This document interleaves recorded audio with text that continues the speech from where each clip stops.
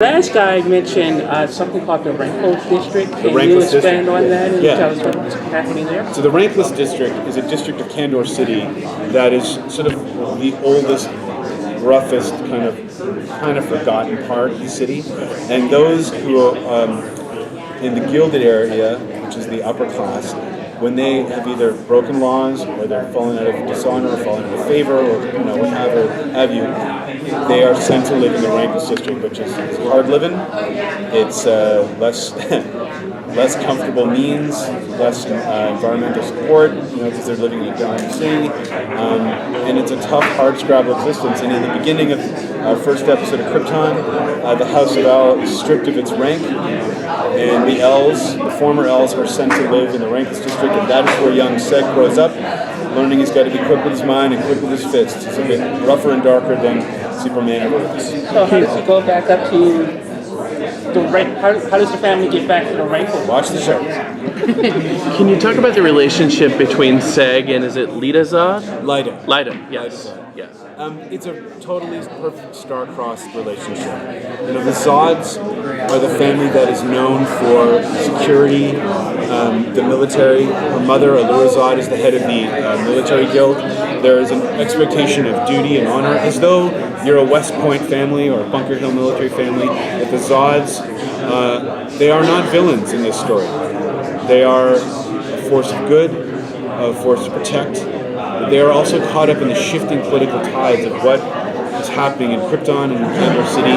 Theocracy, corrupt government, using the military for less than honorable means. And there is a relationship between Lida and Seg that is hidden and secret. And they are both caught up in a real shifting tide of a Krypton that is kind of under threat.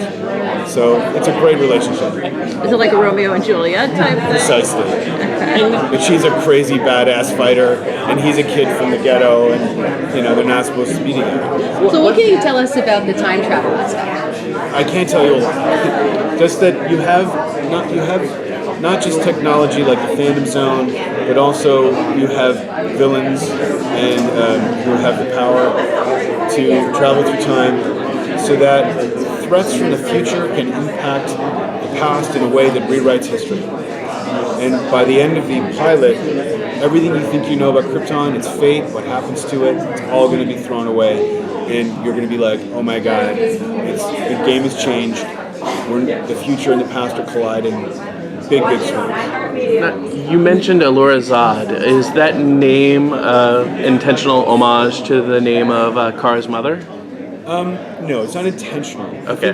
We can make as much hay or little hay of that as we want. Okay. It's just a name that's almost like a traditional highborn Kandorian name. Okay. And I also think that we may have named her first, but I don't want to get into that. I know we'll talk about that a lot, and maybe we'll play into it as we go deeper. Okay. But I think it's just one of those cool Kryptonian names and one to use. Will they have the same birthing and breeding system like in Man of Steel? Selection?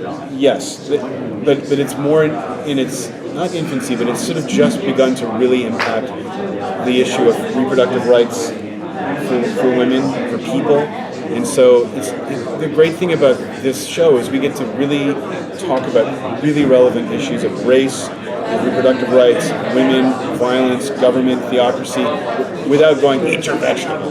We get to actually play it like this is a place where it doesn't matter what color you are, it matters what the genetic coding is. And you don't have the choice and freedom to do that anymore. So what happens when the technology is created for population control and genetic perfection for the sake of the survival of the civilization on a harsh planet?